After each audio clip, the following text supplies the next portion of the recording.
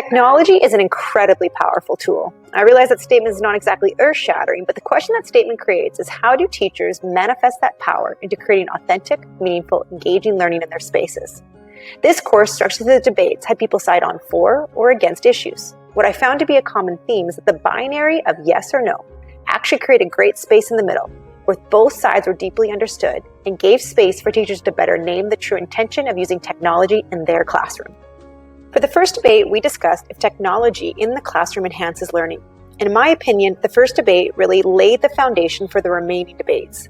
I felt both sides and our discussion, regardless of votes, came to a consensus at the end. Technology, and any instructional learning tool for that matter, will only enhance learning when supported by solid pedagogy. It is essential that teachers have structure, boundaries, and know their intentions and use of a tool that will aid student voice, empowerment, engagement, and ultimately learning. One of my main takeaways from the first debate was how technology aids 21st century skills. By integrating effective technology tools in our classrooms, we are giving our students experience and practice to hone each of these skills. I believe these skills are not only useful in completing our outcome in our class, but will also be incredibly helpful in their futures.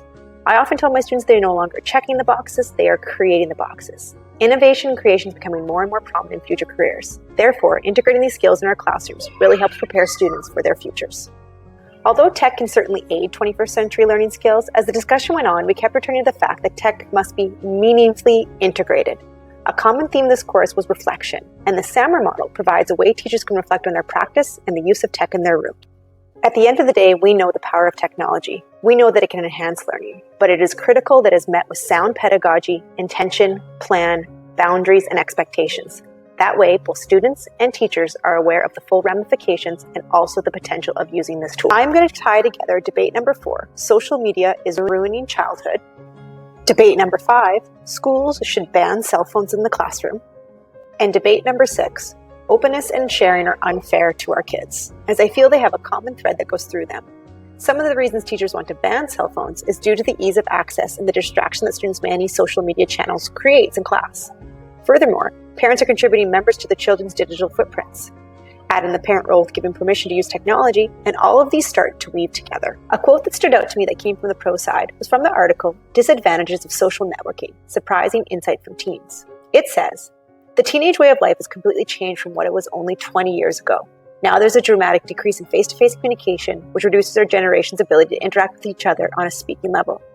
We can't argue with how much the world has changed in the last 50 years. When kids say you don't know what it's like to be a teenager, they're probably right. But I don't believe that means we should ban phones, stop sharing, or ruin our kids' innocence. Rather, it's all about the plan. Therefore, an essential component to student and parent learning should be the digital citizenship continuum. This continuum focuses on the diverse aspects that students and parents should be made aware of in order to navigate the digital waters as safe as possible. Then we are conscious of balance of using technology and our role as parents and teachers in that use. In debate number 6, this notion was further expanded on when we focused on sharing and opening in the classroom. But it also brought up the responsibility that all parties must understand when using technology.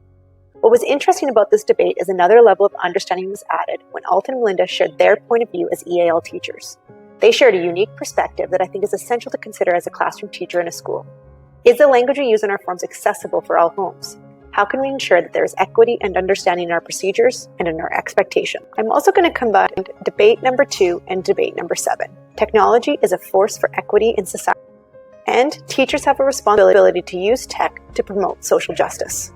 This class also took time for us to consider the full implications of the digital age. Equity, the digital divide, students' mental well-being, the power of social media, and a teacher's responsibility to use their platforms to impact change were incredible conversations. The extensive research from both sides, the personal stories and discussions with my peers shed light on the diverse aspects of each of these situations. If there was one major takeaway I have gotten from these 2 debates in particular, it is how complex the issues are, and that through courageous conversation, education, and awareness, we can do better. I believe tech has the power to allow us the opportunities to do better in our classrooms and in our communities. I believe teachers can create safe spaces in their classrooms while being aware of students' diverse needs. I believe being aware of technocolonialism, access, language, and representation in a digital world will enhance our teaching and our student learning, because students will feel seen, heard, and acknowledged for exactly who they are. The final debate, of which I had the privilege of being a part of, was one that got me really thinking. I came in fairly sure of my stance, but through our opponent's thorough and intelligent counterpoints and our classmates' conversations, I began to see the other side and waver a little. We all agreed at the end of the day that social justice belongs in the classroom, but the hiccup came when the word responsibility for a teacher to use their platform was brought into the mix. I do believe I have the responsibility to use my platform to shed light on injustice and inequity, but I'm also cognizant that that could and will come with consequences both positive and negative. At the end of the day, it's a personal choice that we all need to make of how we want to impact change in our world, whether it be in our classrooms, our families, our communities, or out in the world. This course has been incredibly impactful throughout our short time together. The debate format created a common theme for me. I found that after every debate, regardless of where I originally voted, at the end I was placed in the middle. I think this middle I'm alluding to is an important place to be. The middle allows me to see the positives and the challenges. It allows me to name my intention and my whys for each lesson because I consider exactly the reason I believe tech will be beneficial. This course has prepared me to better understand the potential pitfalls while also encouraging the limitless potential that comes with effective use of technology for learning. This course has given me language and experience from my amazing classmates that further substantiates my own personal position. My classmates with their posts, their research, and our dialogue gave me an opportunity to name what that looks like for me personally while considering diverse and eclectic points of view. At the end of the day, that is what we need to do as educators. Reflect, then name, then act with purpose.